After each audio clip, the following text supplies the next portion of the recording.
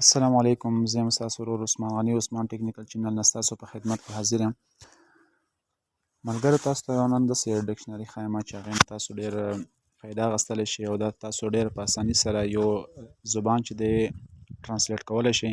که تاسو انګلیش زبان باندې نه پوهېږئ او تاسو غواړئ چې په هغې باندې ځان پوه کړئ او هغه تاسو خپل زبان کې ټرانسلیټ کړئ، هغه تاسو خپل زبان ته واړوئ، نو تاسو د انګلیش نه اردو ته هم اړولی شئ، تاسو انګلیش نه عربي ته هم اړولی شئ او تاسو د انګلیش نه چې دی دغه پښتو زبان ته هم اړولی شئ. نو ملګرو، که تاسو زموږ چینل نه وي سبسکرایب کړی، تاسو زموږ چینل سبسکرایب کړئ. راځو د ویډیو په طرف ویډیو شروع کوو. تاسو به ټول نه اول چې دی په پلی سټور باندې کلیک وکړئ، پلی سټور ته به راشئ او پلی سټور کې سرچ کې به تاسو ورکړئ یو ډکشنري.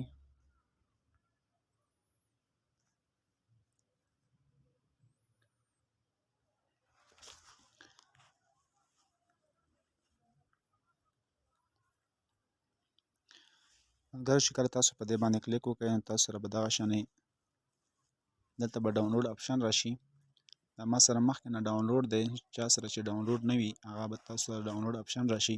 چې کله تاسو سره ډاونلوډ آپشن راشي تاسو به ډاونلوډ باندې کلیک وکړئ. تاسو ډاونلوډ آپشن باندې کلیک وکړئ، دلته به تاسو سره راشي اوپن.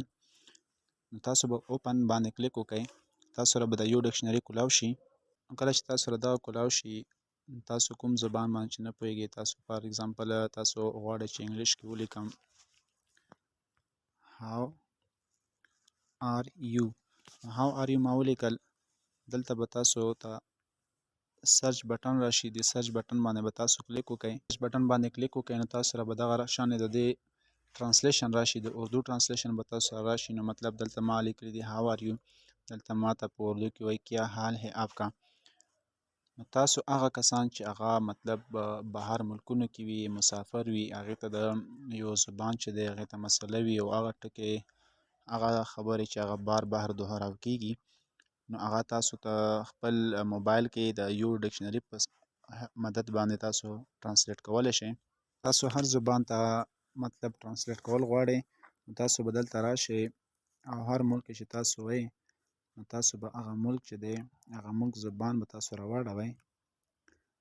دلته چې دی اوس هغه کسان چې په هغه په عربي باندې نه پوهېږي، دلته تاسو سره ډاونلوډ آپشن درکړی دی.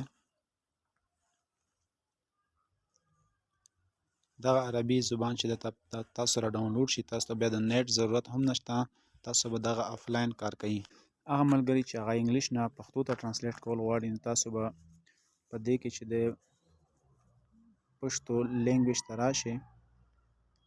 هغه ملګري چې هغه مطلب انګلیش چې دی پښتو ته ټرانسلیټ کول غواړي نو تاسو دلته آپشن درکړی شوی دی. تاسو په دې کې دغه ډاونلوډ کړئ او تاسو په اساني سره انګلیش چې دی پښتو ته ټرانسلیټ کولی شئ. مطلب تاسو ته به د نیټ ضرورت هم نه وي، تاسو په اساني سره دغه انګلیش پښتو ته ټرانسلیټ کولی شئ. ملګرو، تاسو د دې یو ډکشنري نه ډېر زیاته فایدې اخیستلی شئ. تاسو دا په خپل موبایل کې ډاونلوډ کړئ او دا تاسو استعمال کړئ او تاسو ترې فایده واخلئ.